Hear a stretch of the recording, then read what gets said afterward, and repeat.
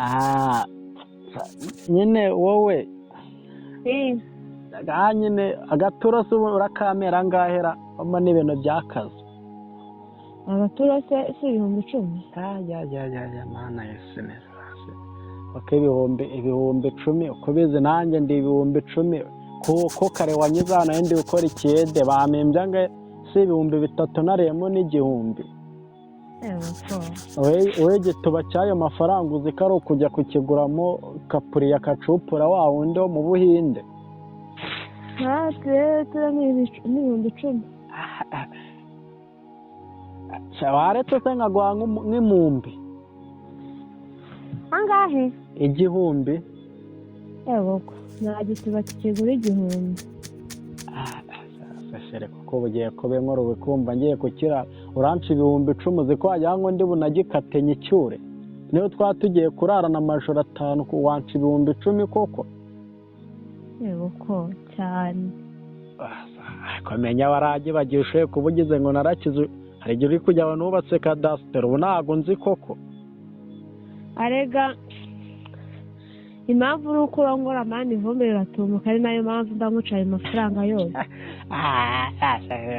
So bwa mbere tugiye kwikora ubwo wumva amagambo aziranda zara mu Busanza no muri Nyarugugu no muri korodori ziba zikubwira ayo magambo ntago ndongora cyane iyo nkabije abari iminota 40. Ibaze noneho iminota 40 uri kumva ari mike.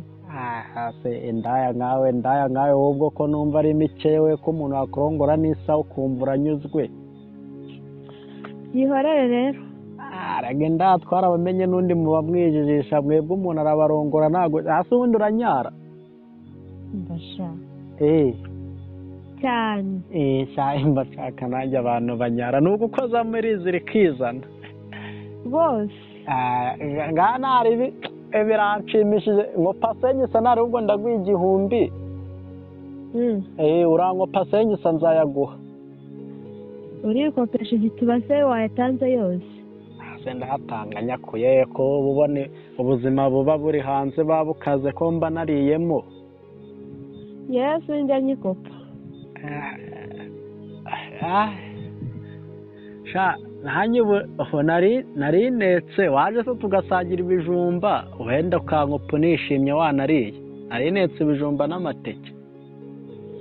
Umva. Gukopa ho ntibishoboka.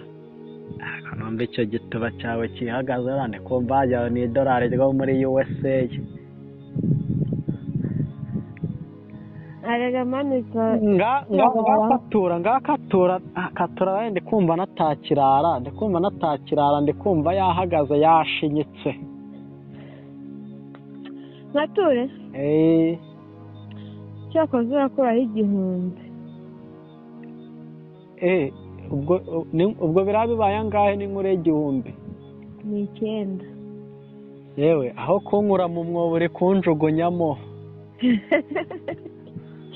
Wati. Akunkura mu mwobo uri kunjugunya ibihumbi 9 koko. Kubona mbadi gukoshagurika nanjye meze nabi.